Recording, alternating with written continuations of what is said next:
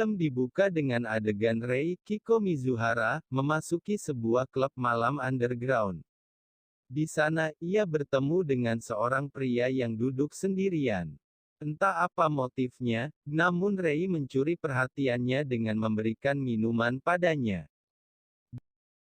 Dan akhirnya, pria itu membawa Rei ke rumahnya untuk melakukan mantap-mantap.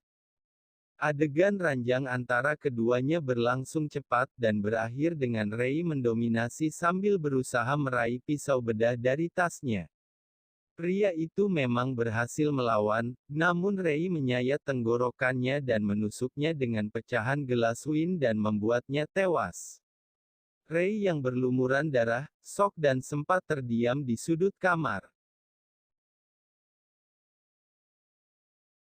Sehari sebelum kejadian pembunuhan itu, Rei terlihat sedang memotong kelopak mata pasien di klinik bedah plastik. Setelah itu dia bertemu dengan keluarganya di pemakaman ibunya, lalu mengambil kue ulang tahun untuk pacarnya. こちらでよかったでしょうか。 Tak lama setelah ia masuk ke rumah, muncul panggilan telepon dari Nanae, Honami Sato. Rei sempat terdiam mendengar suara itu, karena 10 tahun lebih mereka tak pernah berbicara. Panggilan itu memang agak aneh, karena Rei sendiri dari awal memang seorang lesbian dan Nanae bukan orang seperti itu.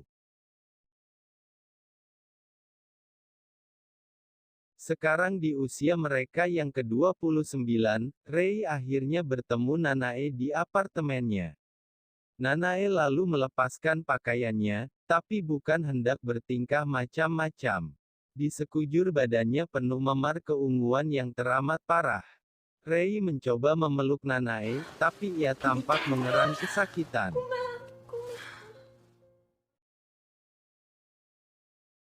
Tak lama kita tahu kalau itu perbuatan suami Nanae yang suka memukulinya secara terus-menerus.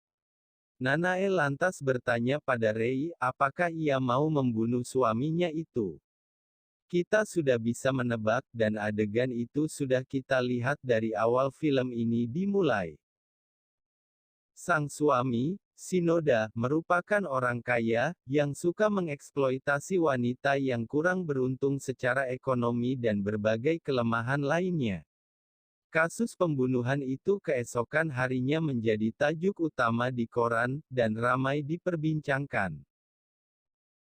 Mereka berdua lantas kabur, dan di sela-sela adegan tersebut, muncul kilas balik saat mereka di SMA dahulu.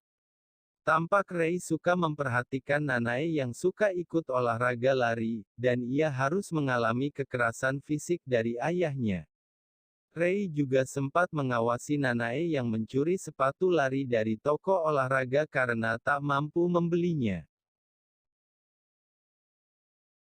Kilas balik di masa SMA ini terus menyertai film dengan menyelipkannya di antara beberapa adegan pelarian mereka yang berpindah dari satu tempat ke tempat lain.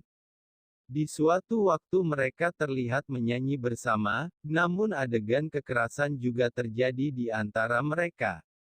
Dalam film ini bukan menceritakan kapan mereka akan ditangkap atau kapan mereka akan memutuskan untuk mati bersama, sesuai judul film ini.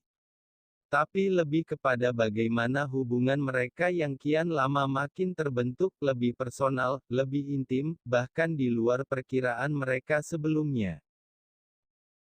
Hubungan mereka yang penuh gejolak dan dinamika memang sulit dipahami, bahkan oleh kita sebagai penonton. Mereka secara tak sadar saling memanipulasi satu sama lain, yang menyebabkan mereka sulit dipisahkan. Dan puncaknya terjadi saat keduanya menyadari bahwa mereka saling mencintai satu sama lain dan hubungan intim yang terjadi di antara mereka, sangat penuh kehangatan dan kasih sayang. Tapi ending film ini justru diakhiri dengan adegan yang cenderung anti-klimaks.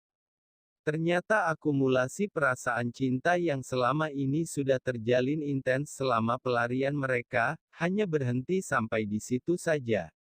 Apakah ada penyesalan? Bisa jadi. Namun rasa tanggung jawab Ray terhadap apa yang telah ia lakukan dan rasa bersalah terhadap keluarganya lah yang tampaknya memicu dirinya melakukan hal tersebut. Dan Ray tetap tersenyum lebar di tengah kegundahan rasa yang dialami Nanae.